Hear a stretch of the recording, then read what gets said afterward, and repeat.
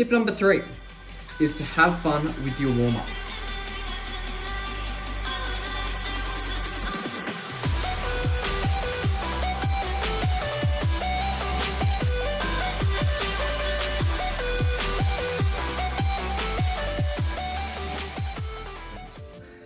Good afternoon, everyone. It is currently Thursday, the 27th of February.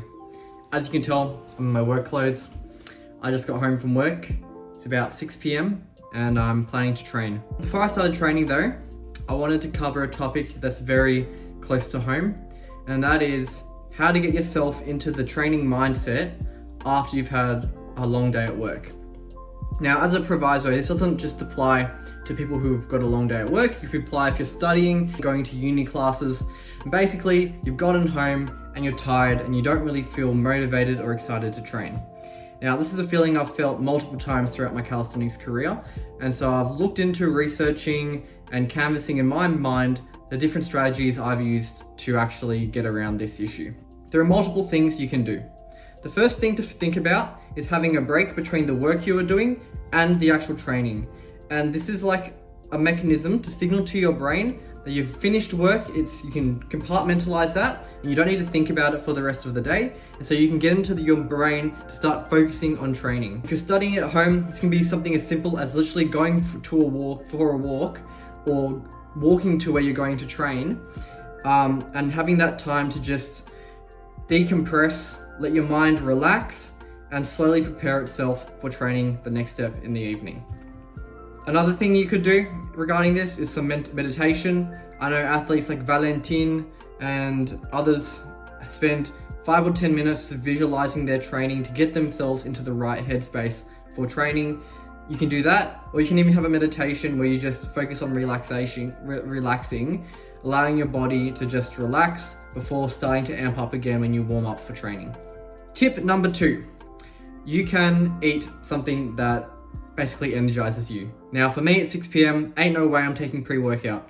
So I like to have some dates, as you can see, which are super delicious. They elevate your blood sugar levels, but also dates are one of the unique fruits that release sugar into your bloodstream over a prolonged period of time. So they're great if you don't want to feel too heavy for your training, but also have some energy throughout it. I also won these packet of gummies at the last Melbourne Fitness Expo, and they've been really good. They don't affect my sleep, and I think they help me concentrate more. It could be just placebo, but as we know through different research that placebo effects are really powerful. So if you believe it works, it works. Tip number 3 is to have fun with your warm-up. When your body has been focusing on a task all day and is not thinking about training, you have to remember that the essence of training is having fun. Why would you do calisthenics if you're not going to have fun out of it? And warming up is great because you've got band assistance. It allows you to be creative in your combinations, provided like you've already done your tendon warm-ups. So one of the final sets that I'll do in my warm-up will be like a big black band, and I'll just do whatever comes to mind, whatever actually excites me a lot in terms of a combination, and I'll play some music and I'll really feel it. In addition to being creative, the thing you want to do is do a few sets where you completely hold your breath. Now, this actually puts a lot of stress on the body, which is really important because it activates your sympathetic nervous system, which is basically your fight or flight response. If we've worked all day, we're feeling tired, our parasympathetic nervous system is engaged, we feel relaxed, and we want to wind down. Winding down is important, but you need to know how to cue your body to tell it, well, look, you need to get stressed again and get excited for training. To be fair, this covers most of my tips, so I'm now going to deep dive into the training that I did this afternoon. Alright guys, so I've just arrived at the gym. Just wanted to give you like some brief overview of my training at the moment. So last week, I had a lot of fatigue, and I noticed that I couldn't perform as strongly throughout my main sets. And so that's my body giving me a cue. Like if it happens once, sure, you might be having a bad day, but I had like 3 sessions where I tried really hard to get around it, but it just persisted. So I took that as my body telling me I needed to ease off on either the intensity or the volume of my workouts. So I'm still doing 3 sessions. Last training session, I did just a green band session doing a bit more volume but less intensity, and working on my push-up form, as you can see here.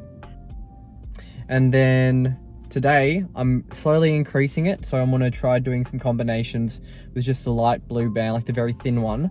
I'm quite excited about it now that I've locked in my new push-up form. I'd like to do push-up to press and maybe some different push-up combos, thumb permitting. So we'll see how it goes. I'll do some voiceovers and let's get it. So after I did my generic warm-up, my first set is with the black band, trying to excite my body, have fun with it. As you can see here, I'm really focusing on my push-up form, but also doing dead stops because I found that really exciting, as well as getting a really clean negative to signal to my body what the correct activations are. After 10 minutes or so of rest, I then did my main attempt. I'm using the thinnest of bands here, but as you can see, my body isn't used to being unassisted or not relying on the band, and so my PPT is over the place. I think I'm doing it correctly, but I'm not. Even in the second combination, I think I've made a correction for it, but it could still be way better. I could still have much more hip drive towards the ground. I think from a strength perspective, that was really good to start trying to integrate the correct push-up form, and I'm actually quite happy that I could perform the press here. So after recognizing my proprioception is off, I started using my next few sets to just focus on making really clean presses with really good PPT. The press was good, the negative, not so much. But once again, working on it, still legs a bit too high, but I feel quite light and feel quite confident in this position. Yes, negatives aren't great. This one isn't too interesting. It's pretty much the same as per usual. I would say about this setup is that it does interfere with me that there is like a box nearby. At this point I'm getting quite tired, so yes, I failed. That's my cue to stop and move on to something different.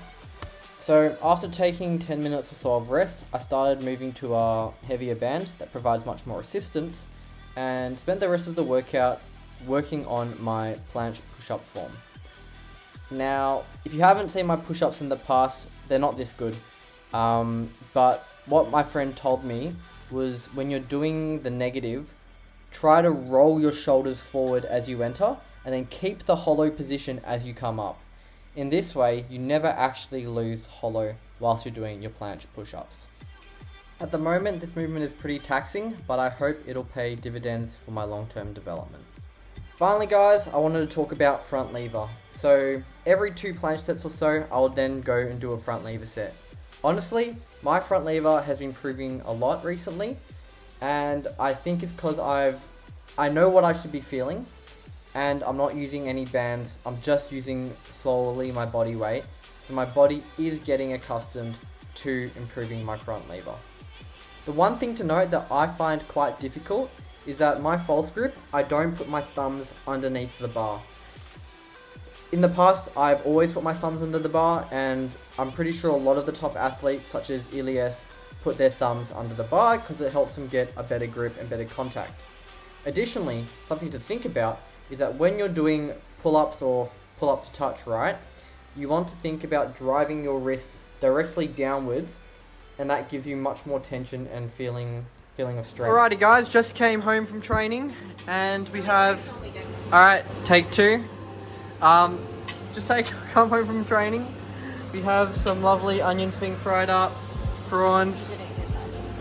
No, I missed it. So I've got prawns here that I'm gonna pan fry with this lovely non-stick pan. Thank you to Christian and Nina, shout out for getting Michael that for his birthday. It's been very handy.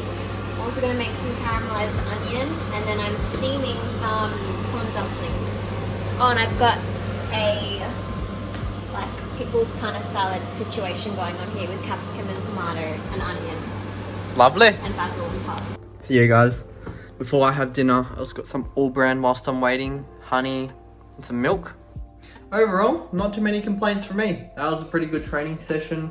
I feel like I'm definitely understanding the engagement for push-ups and actually feeling more mobility in my arms and through the movement of a planche push-up, and after the push-up my planche feels a lot more stable.